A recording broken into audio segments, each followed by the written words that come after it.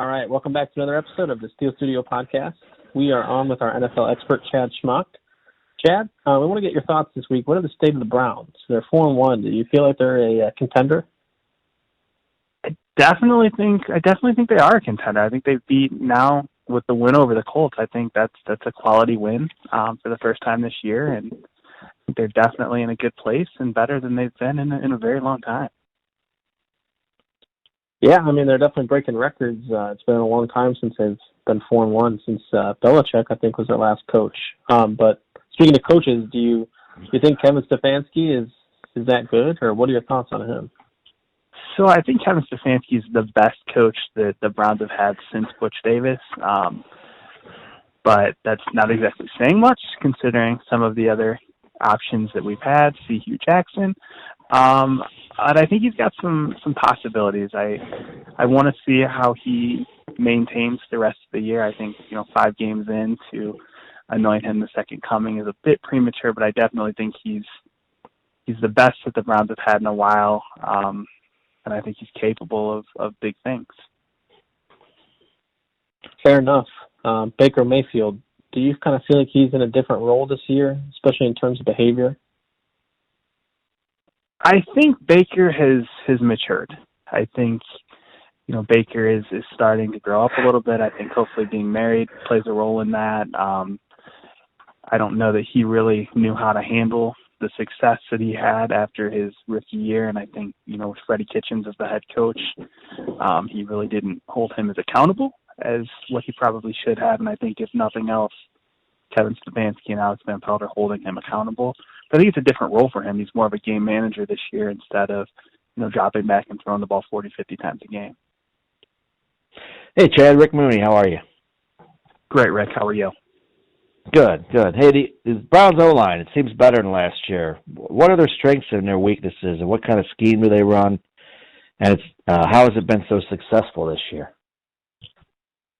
Great question. I think, they've put a lot of money into that offensive line. So they brought over Jack Conklin from the Titans to play right tackle. He signed a massive free agent contract. They went out and drafted Jedrick Wills out of Alabama to be their left tackle.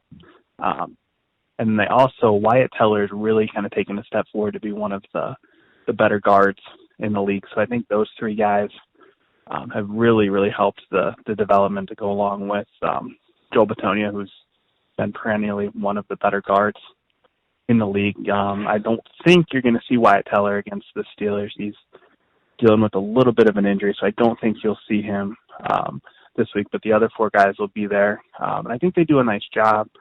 Scheme-wise, they've gone to more of a wide zone running attack is what they're doing, and in the way the Browns run the ball, they're doing a great job with that, if it's Nick Chubb or Kareem Hunt. Yeah, I was kind of surprised to see him re-sign the guy that was on our team. He was their starter. Now he's playing a backup role. That was a good signing for them. Chris Hubbard, I think so. He ended up only taking Chris Hubbard. He only took $1 million, so it didn't cost him much. And he's done a really nice job as kind of a swing third tackle or offensive guard. He's probably going to start an offensive guard against the Steelers this week, actually. And he's only $1 million. I'll take that. Right, I'll take it all day long, but I don't know how happy Chad, you are about it. With Nick Chubb hurt, that's a big loss. He's a stud, but can Hunt carry the rock? Can he be the guy? Has he shown that so far? I definitely think he can be. He's dealing with a bit of a groin injury that's got him limited. So I don't see him as somebody that's going to line up and carry the ball 20 to 30 times. I don't think physically he could do that right now, but as he gets healthy, I definitely think he's an every down back. I think he's one of the better backs in the league, and this isn't a popular opinion by any means in Cleveland, but I think he's the best back for a Kevin Stefanski offense. But I want to see him get healthy and see that he can sustain that over a period of time. So with you just saying that, do you actually think that Nick Chubb was actually a big loss? I do. I think having 2 very talented running backs is just a great dynamic because you're not losing anything no matter which one of them you have on the field. Now going from Kareem Hunt to a Dearness Johnson, there's a big drop-off there. And I think the Browns were able to run the ball so well because they could run a fresh running back at you every single play if they wanted to. Makes sense. So if we jump to receivers briefly, there's always been a buzz about OBJ, as we all know. And last year, many people felt like he was kind of a letdown.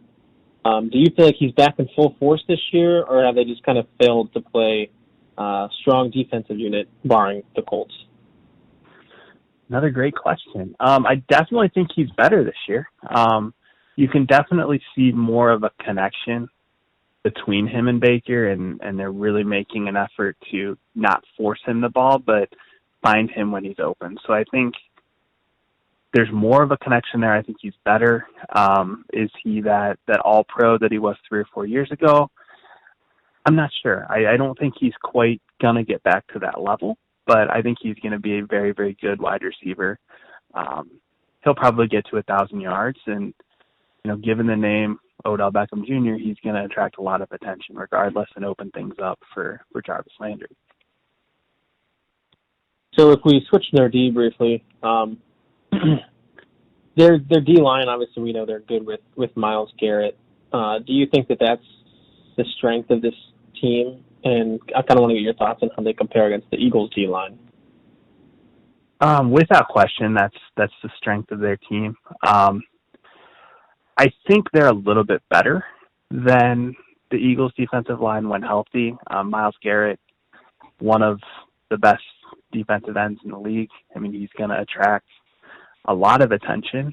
They have Olivier Vernon on the other side, who he's not doing a lot of things that jump off the stat sheet, but he's right at near the top of the league in quarterback pressures.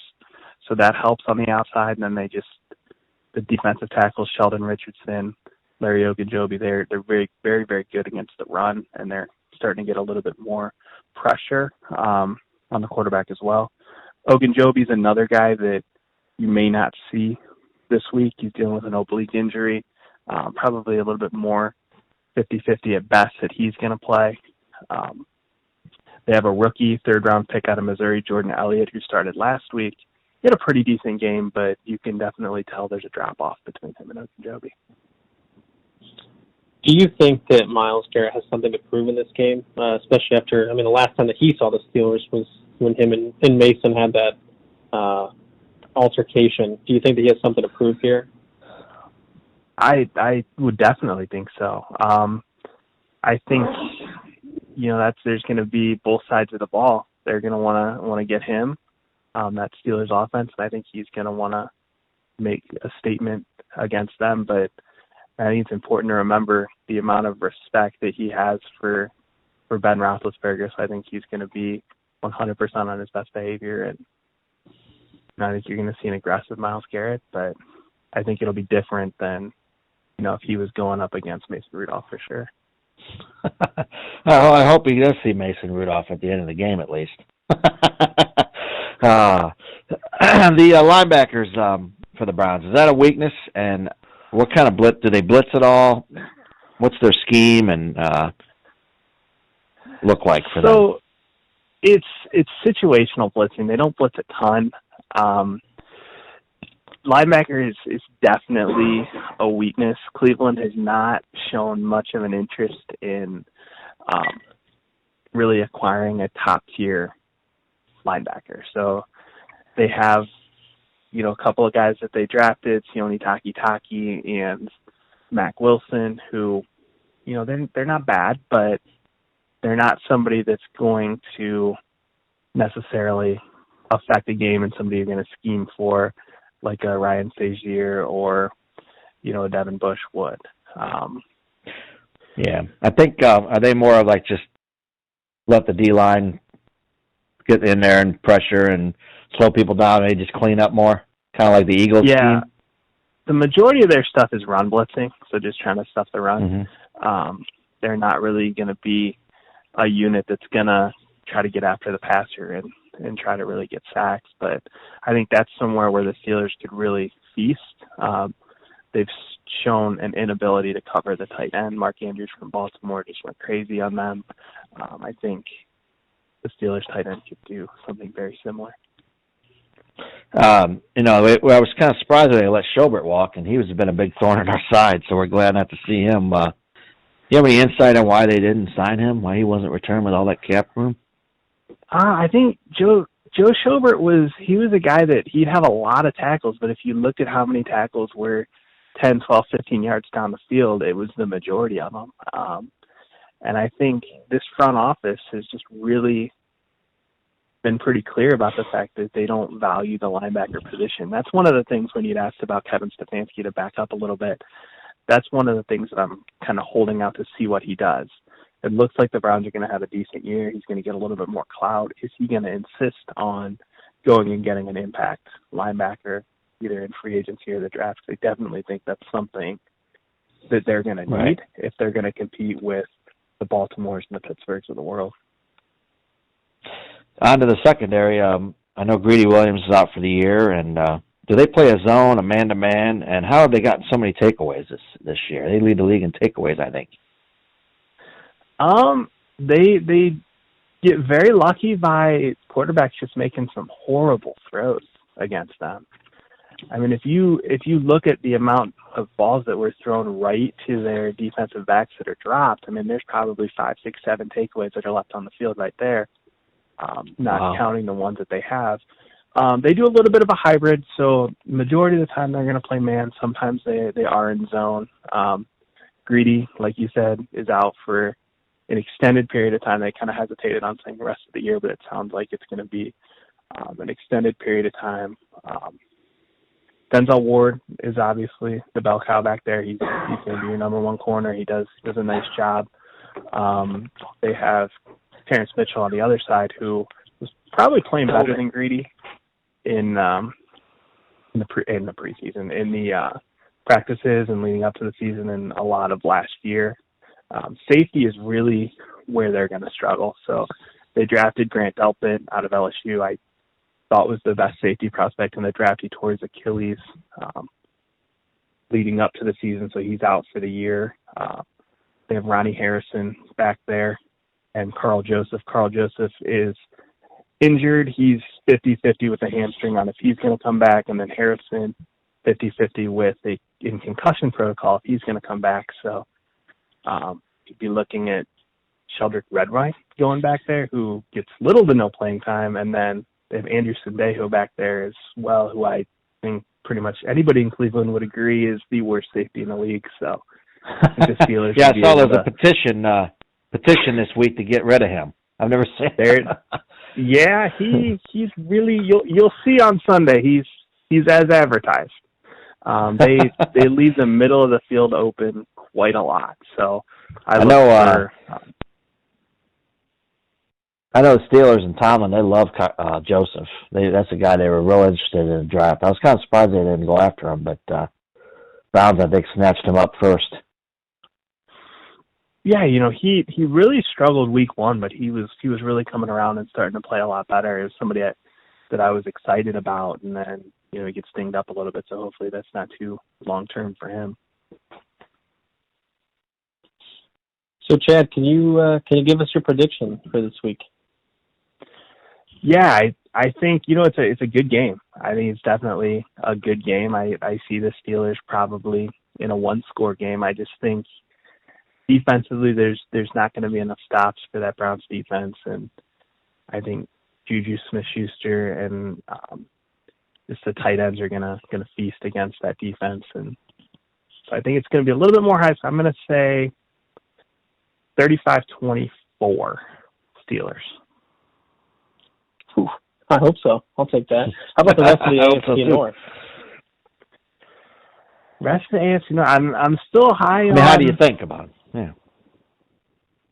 I'm sorry, can you say that one more time? No, go ahead. Sorry.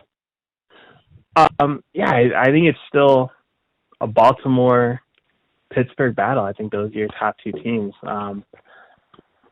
The more I watch Baltimore, I think they're going to be a little bit more vulnerable. So I'm leaning a little bit more towards the Steelers' direction in that route. And Cincinnati's just a team that's trying to get better. So I mean, for them, it's going to be more about just growth and getting a lot of young players some playing time, and really driving towards next year and the year after for them. But I think there's some promising young pieces there for sure.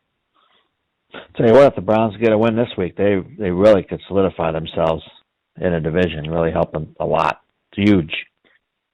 I completely agree. There's real soft spot in that schedule coming up after this week. So if the Browns can sneak one out, look out, because there's 3 or 4 weeks where they're just not losing. Right. How about the rest of the NFL? The Cowboys in trouble? Are they going to be okay with Andy Dalton? And wow, that was a horrible injury, horrifying for Dak. I feel so bad, so bad for Dak Prescott. Somebody that's bet on themselves with those 1-year contracts, and then that happens. That's just, I think anybody ever wants to see that happen. I would normally say no, that they wouldn't be okay, but that division is so bad. I mean, you never know. I think you get back to kind of Zeke Elliott being featured in that offense again and really go more to the ground and pound type offense. I think we'll see. They could probably still win that division. It's just going to be a much different offense. NFC is just it's so wide open. Do you believe in the Rams? I don't know that I'm 100% ready to believe in them yet.